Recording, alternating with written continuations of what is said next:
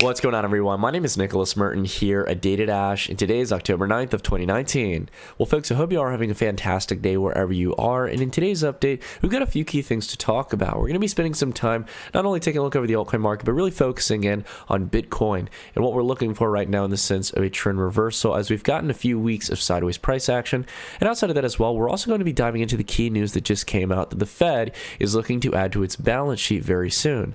Looks like we've got QE4 coming, or QE Infinite, as some people have been talking about.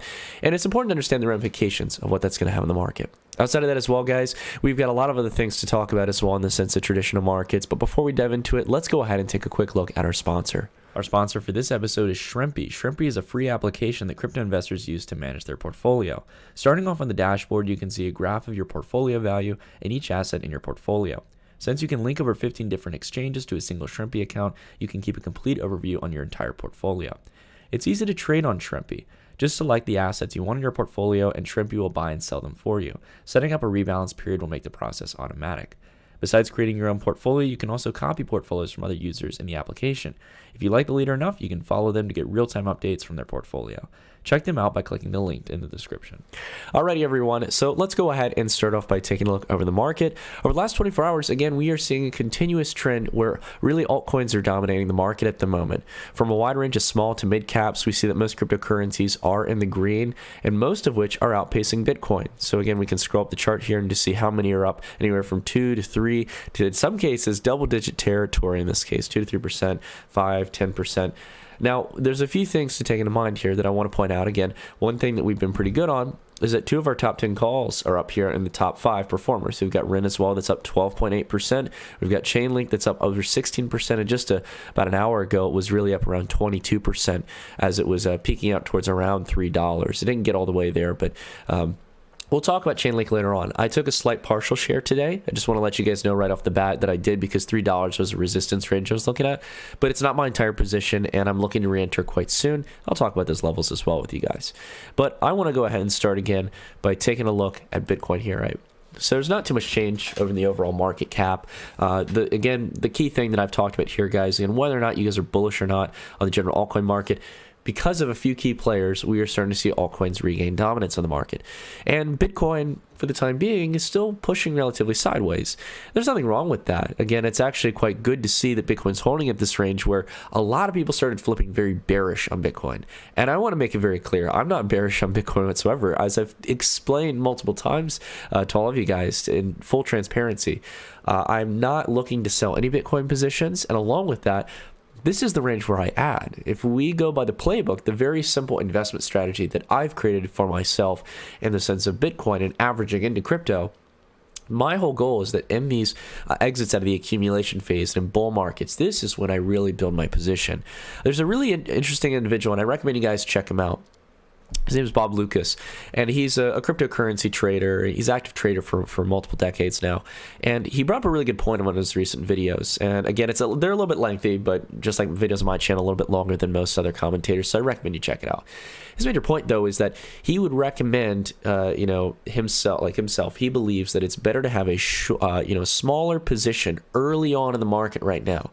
I don't know what percentage of the portfolio you would deem would be a good, amount for yourself, but I usually say around like 5 or 10% for like an average Joe. Again, not financial advice, you got to determine for yourself. But he was saying that it would be better to have a shorter position early on than try to pick up an average in past 20,000, right? Because at that point, it's going to take much more cash allocation, and your risk to reward is not as favorable. And it's much easier to have one Bitcoin or a fraction of a Bitcoin here in the early days than trying to buy it when the market's already ticking up in an uptrend.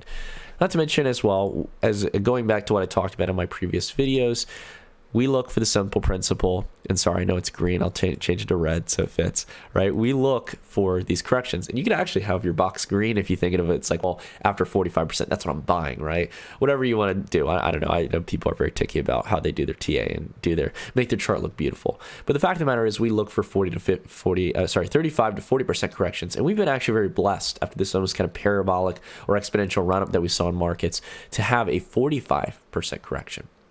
So the thing here that I'm looking for, again, is Bitcoin to continue pushing sideways, holding this range here, and not really dipping much further. Some people had ranges of 7 to 6K. I just don't see it happening. What I do see happening is that we're going to push sideways here, slowly start to curve up here, going into the later part of October and November. And this is going to close the divergence between these two lines of the MACD. It's going to lead the stochastic RSI to pop up a little bit with price increasing and not seeing any more continued sell side.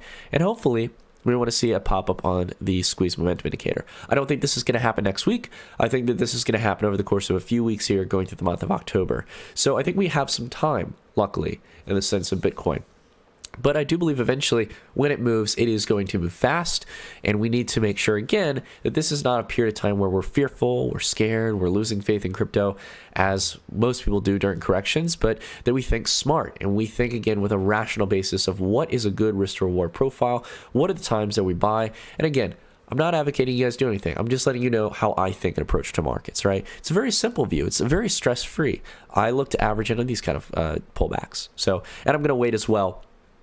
To average into Bitcoin specifically, I'm going to wait for this momentum to kick in through the indicators, right? The price analysis is good. The long-term fundamental cycle that I'm investing in, I understand. So 2/3 of the steps that I need to do as a trader are already in play. I'm just waiting for my technical indicators to showcase the momentum coming to the market. Hopefully that makes sense. But anyways, so we talked about that. We focused on Bitcoin. Taking a look at the daily just here real quick. Looks fine. It's going to probably continue to push sideways like we did over here. But I want to go ahead and take a little bit of a look at some of our plays. One of those plays that have been doing really well, and it's my top play for the year, is Chainlink. So we'll go ahead and take a look at the USD chart here. So this is on Coinbase. And again, one thing I want to start doing here, just to be transparent with you guys to a degree, is, it's hard for me to, tell you guys everything that I'm doing in this case. But the major thing I want to showcase to you guys is when I ever make a sell or when I buy into the market, right? And showcase in the price range that I bought it at. So it can be a very simple thing, and I can actually display it here on the chart because TradingView has a really cool tool. It's basically what's known as the arrow tool. You can get them on left, right, up or down, and it lets you apply some text to it as well. So today I took a partial share this morning as I saw Chainlink approaching $3, which was a short-term resistance range I saw coming. The reason for that, to explain it, is that down here around 150 is where we built our bottom. So if you were to double that, 100% return, big even, $3, right? That's my kind of mindset in the sense of price analysis. Not to mention the divergence was getting quite high. The squeeze momentum indicator was really building up. Now we haven't seen these flip to bearish just yet, but it's very difficult to use this on a weekly time frame like I usually do. Plus, we're taking a look at the daily as well. So sometimes, again, I will weigh in price analysis more. Now, don't fret. This doesn't mean that I've sold all my Link, and I'm still very bullish on it for the longer part of the year. I'm only waiting for a correction down to about 250 over the next few days. So, and it's really just closing down a day's worth of price action in this case, if you really think about it. Now, again, I want to stress again that I'm not bearish on it. There's a difference between being bearish on an asset over a longer term cycle and believing there's going to be a correction. I believe that Chainlink needs a little bit of a healthy correction before it continues higher, but I think eventually we're going to come up, retest $5. I think we're going to break out further than that. So if you're more of a non-active trader, again, this isn't my entire portfolio I'm trading. If you're, not actively trading in the market in this case and just doing some more long term, then don't fret about it. No need to worry about, again, you got to determine what's right to sell for you guys. Again, I don't want to pressure you guys on anything. Now, in the sense of, again, my trading strategy, I've talked to you guys how most of the time with the majority of my portfolio, I hold long term. And that is true with most of my portfolio right now. I haven't been trading too much. It's just in the short term with how fast this rose up in a market where things are still not moving too much. I decided to take a little bit of a partial share in the short term. Hopefully that makes sense. And again, I will leave this here on the chart so you guys can not only know when I sell, but also when I re-enter. And I'll mark that here and I'll talk about it here on the channel. I'll talk about my rationale behind it so you guys can take away what I talk about here on the channel and apply it to your trading strategy. Now, taking a look at some of the other larger plays, Ethereum, we'll take a look at its Bitcoin comparative. Ethereum right now starting to look like it's about to pop up here. You have basically an ascending triangle here, rising lows. You guys don't need me to explain it. It's pretty simple. Rising lows, as well as really going up against a key resistance level. I would expect this to pop up today. It's really got to do something over the next 24 to 48 hours. But we'll see. Again, I like the squeeze momentum indicator building up here on the daily. I like see the MACD where it looked like it was going to cross, looking like it actually might continue higher, and the stochastic RSI still having some room to move up to the upside. And again, as we've seen in the past year, it can hold up here for a while. This is the daily again, just to keep in mind. But again, with crypto markets and these kind of shifts, sometimes we want to look for that. On the weekly time frame, our indicators are looking great. We got the MACD cross, squeeze momentum indicators closing in, and the stochastic RSI is already up to the upside. It's really good to see here. Same goes here for XRP, right? Again, no matter if you're bullish on it fundamentally, oops, actually I got the Binance chart here. I want to get up the Poloniex chart. You can actually see here, I'll be completely fair with you guys. This is where I was watching for a long time the support line to see if XRP was actually going to hold back here in the sense of, kind of holding up since its lows back here in December 2017. It did not do that. So that was not one, I wasn't 100% confident on it, but it was something I was looking at. So sometimes trend lines can fail, to be fair. But let's go ahead and get the actual proper chart here, which is Poloniex. And we can see here that we've got the MACD cross, stochastic RSI, squeeze momentum indicator has been building up for a while. And we've got 5 consistent weeks, or 4 to 5 consistent weeks, where we've seen green price action. It's exactly what we saw back here, the start of the 2017 rally. A build up, a multi-week build up in the rally, and eventually leads to a pop-up, right? So, are we going to get that soon? Who knows?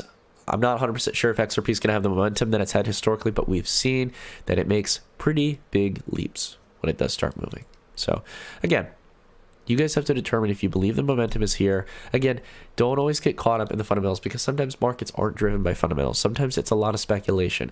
But overall, I think the projects I'm really excited about and I think that are really going to move, if I was to take a look at the 1 to 2 of these large caps, I think it's ETH because of the DeFi movement. And again, I recommend you guys look into that. Or if you guys want to keep up to date with my startup, I've got a link down below where you guys can get on an email list where I'll let you guys know when the app launches on iOS and Android, and you guys will be able to test out the project. But that'll come out mid-November, so about a month from now. All right, so let's go ahead and talk about the Fed and the balance sheet.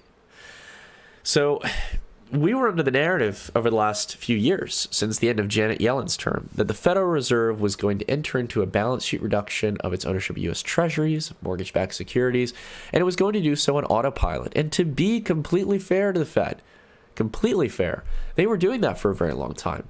Powell really acted as almost kind of, I don't know, I'm trying to think of an analogy or a term here. He basically let the Fed operate on its own. Basically meaning that the original comments that were made in the previous administration of the Fed or under the previous chairman's comments under Janet Yellen, things acted as intended and as promised. Basically, they were reducing it at a fixed rate, and it was, increasing after every, I think it was every few years there was an increase in the amount of treasuries and the mortgage-backed securities they'd sell on a monthly basis. And now they're flipping the coin on it. And this is coming at a time where they already just injected hundreds of billions of dollars of cash into the repo market to provide short-term liquidity, which many might feel is going to be long-term liquidity. It might have been another way of introducing QE silently into the market. But now we're hearing directly from the Fed that they are looking very soon to add to their balance sheet. And the question here remains, what are they going to be adding to their balance sheet? This isn't 2008. There are no mortgage-backed securities to buy up, right? There's no basket of toxic assets that are swamping the financial sector, at least from what we know about, right? So this might speak to what was happening in the repo market. That's one thing, but it also might be what we've talked about for a long time here on the channel. And that is the fact that the Fed, much like what we've seen in Japan and what we'll likely see at the ECB and other banks across the world, or central banks across the world, is that they are going to start buying up financial equities. They're going to buy up stocks and ETFs. This has been a big problem in Japan, where Japan has been not only a large stakeholder, one of the top 10 stakeholders in the vast majority of Japanese companies, but that they own around 75% of all ETFs on the market. Think about that and how artificial that is. It's not real. The vast majority of the buying activity is coming from a central bank that prints that money out of thin air. It's absolutely crazy. It's completely Twilight Zone kind of material, but this is the reality of the financial sector. And the Fed, Jay Powell, have made it very clear. They're going to keep the expansion going. That is their goal, to not let the market enter to a recession. And it's kind of sad because we should have recessions with the current system that we have, because if we keep postponing them, they're only going to be worse, and it's only going to hit us harder, just like we had in 2008, just like we had back during the Great Depression back in the 1930s, right? We've seen the funny money eventually runs out. You run out of tools. Debt outweighs the underlying amount of currency, and credit markets hit a crunch, right? It just happens. So I really don't like how the Fed is backtracking on this. It makes me see Jay as a little more spineless in this case. He's basically caving into the needs of equity markets, right?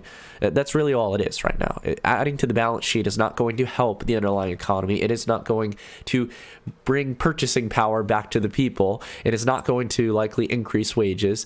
No, what it's going to do is it's going to stimulate equity markets. And that seems to be where the Fed has their focus. So I know I've rambled on about that, and we talked about some of the things that they might be adding. But again, we can already see here there's a bolster on the balance sheet here from the Fed during their last meeting. And, I'm actually not 100% certain. I want to be very clear about this, guys, and just transparent. I don't know if this addition was from the FOMC, the last FOMC meeting, or it was from their addition to repo markets. If this was from their last FOMC meeting, so they've already started adding to their balance sheet, and they also have the addition of the treasuries that they exchanged in the repo market, that's extremely concerning to me. So they've already started it there. Maybe it was a one-off event in this case, and that's why they're saying that they're soon going to keep adding more, right? Who knows? We're working with the data that we got. We can see that the Fed has some wiggle room, though. It has about $1.5 trillion before it reaches back up to averaging out with the other central banks. And this has to do again with, the currency war that goes on between countries, and having value to your currency. Not to mention as well, being able to have a different measurement in central bank assets. And this is again, it plays into the value of the currency quite strongly. But the amazing thing to take overall, trying to not see this as a U.S. versus the world thing, it's fascinating. With just $1.5 trillion removed from the balance sheet, instantly, the moment we start seeing a reduction in the balance sheet since 2018, most markets have declined. And U.S. markets, which have in some indices ticked up a little bit, are still relatively neutral. They haven't moved up much. We are definitely no longer in the uptrend we were in before during the great expansion. We've been really pushing sideways with a lot of uncertainty. And the reason for this is because markets are a game of inflows and outflows. I think that's at least one of the shirts we need to make for our channel. If you guys would like that, let me know down below in the comments. But that's really what markets are. They're in games of inflows and outflows in the greater scheme of things. And when you reduce $1.5 trillion of liquidity and you stop adding the funny money, then it stops going up. The gig is over. And there's another thing as well that we talked about that should be supplying buy-side support to equity markets, but corporate earnings are down. And because of that, stock buybacks are dropping like a rock. Where was the last time we saw this? Back in 2007, right? When we started to see this kind of divergence and drop from the previous quarterly sets of stock buybacks. We're seeing a lot less buyback activity. And when we drop below overall, it's about $500 billion if you take out dividends. If we drop below $500 billion in stock buybacks, that's going to be a huge concern for me personally, because that's going to mean we've gone down, from a total of nearly almost $900 to almost $1 trillion in stock buybacks on an annual basis back here at the end of 2018. We're now going to be down to less than half of that. And this has been the net buyer of equity markets. If you remember, we took a look at a chart of where is the buying liquidity coming in for equities. And it's really been coming in from non-financial corporations, aka stock buybacks. Trillions of dollars of companies taking cash on their own balance sheet or borrowed money and buying up their own equities, which is not sustainable. It's not sustainable because eventually economies slow down. Eventually, in this case, we have rising wages, we have other expenses coming up, corporate earnings start to decline, and if no one else in the underlying market is buying equities, then you don't have the same buy-side demand to justify the high level of valuations, and inevitably you get a 40, 50, 60% correction, right? So that's what we're looking for. And again, don't worry about the dividends. Dividends are a delayed indicator. They come in later on. They start declining later on. The stock buybacks are what really matter, right? All right, so two interesting charts, just some extra things I found.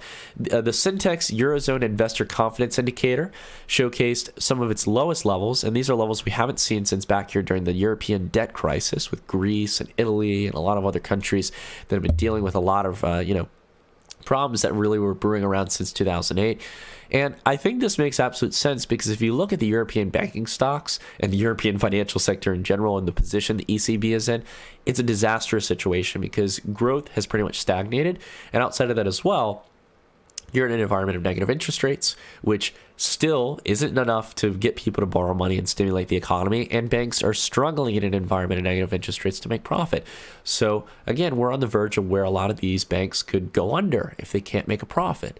Crazy enough, right? As it is, right? You're literally, people having to pay to deposit money at your bank. I don't get it. It doesn't make sense. But last but not least as well, in China, China's local government is playing an ever more larger role in financing its debts. And you can see here, again, we're on pace so far in 2019 to surpass any level of previous credit creation from local governments in this case. And basically, this is domestic bond issuance. So this is the local government producing bonds in this case, funding basically liabilities, funding different types of government programs. And to give you an estimate, because this is 3 trillion won on the chart here, really it's actually down here around 2.4 to 2.5. That's around the current rate of around a little under $330 billion. So it's very big for China's local government to be fueling that much. And that's just its local government.